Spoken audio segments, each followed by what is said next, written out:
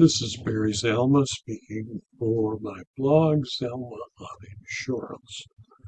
Today we're talking about subrogation, why one insurer can't subrogate against another who is not responsible for the fire. And in Pennsylvania, there is no right or tort of spoliation of evidence, and why subrogation is always limited to what was paid by the insurer to its insured. In Erie Insurance Exchange, as Subrogate Bates Collision, Inc. versus United Services Automobile Association, the Supreme Court of Pennsylvania on January 21, 2026, refused Erie's attempt to obtain coverage for spoliation of evidence and damages against the property insurer, USAA. On January 22, 2017, a fire broke out at Bates Collision, Inc., resulting in substantial damage to both the facility and several vehicles stored inside. Erie Insurance Exchange, as insurer for Bates and the affected vehicles, paid more than $1.6 million to its insureds under the insurance policy, which allowed it to pursue reimbursement for its payments. Erie, acting as subrogate for Bates and the other insured parties, filed suit against USAA, asserting that USAA failed to preserve a vehicle Erie believed was crucial evidence and possibly the cause of the fire. According to the Erie complaint, Erie's investigators determined that the fire originated from and was caused by the BMW.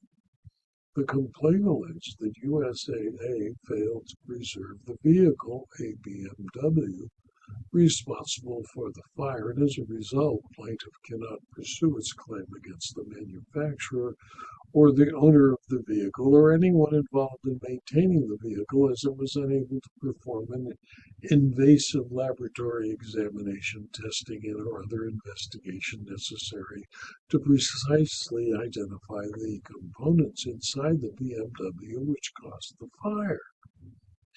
Erie's claim was framed as one for promissory estoppel, but the Supreme Court questioned whether this was, in essence, a claim for spoliation of evidence, a cause of action not recognized under Pennsylvania law.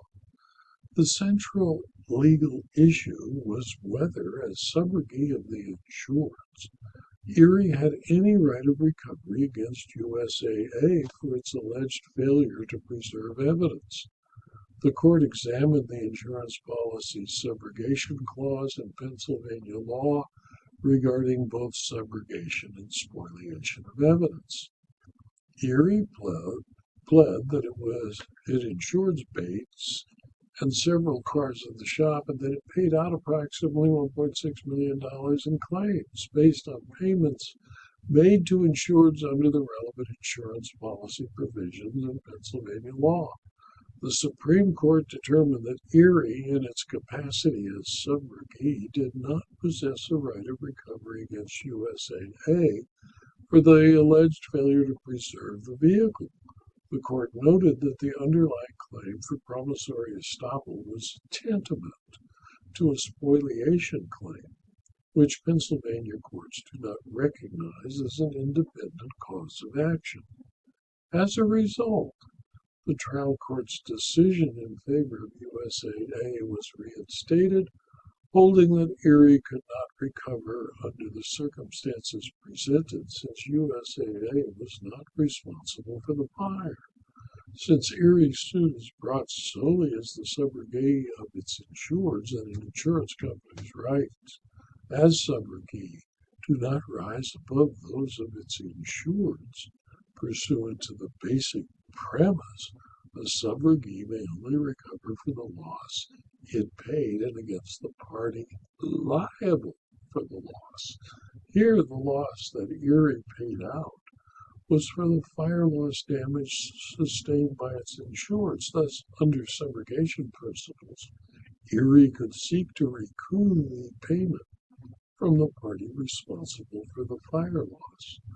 However, USAA did not cause the property damage for which Erie paid its insureds, nor could its insured seek damages against its own insurer. In my opinion, spoliation of evidence as a tort is available in many courts across the USAA, but not in the state of Pennsylvania. Although Erie believed the BMW caused the fire, it could not prove the fact because USAA insuring the autos in its insured's care allowed it to be disposed of without analysis, deprived itself and USAA of the ability to subrogate against BMW, who may or may not have been responsible for the fire. Both insurers failed to protect the evidence, and neither had a suit against BMW. Nor could Erie succeed against USAA for spoliation, even if it changed the name from spoliation to promissory estoppel. This video was adapted from my blog, Zelma on Insurance, which is available free to anyone who clicks on the URL zelma.com/blog. You can subscribe to the blog, and if you do, you'll receive notice of every blog posting, usually 5, sometimes 6 a week, and you'll also gain access to the more than 5,250 blog postings. You can also subscribe to these videos on YouTube and rumble.com. They're free. And if you're interested in further detail about insurance, insurance claims, insurance law, and insurance fraud, please consider, for a very small fee, subscribing to my Substack publication. Thank you for your attention.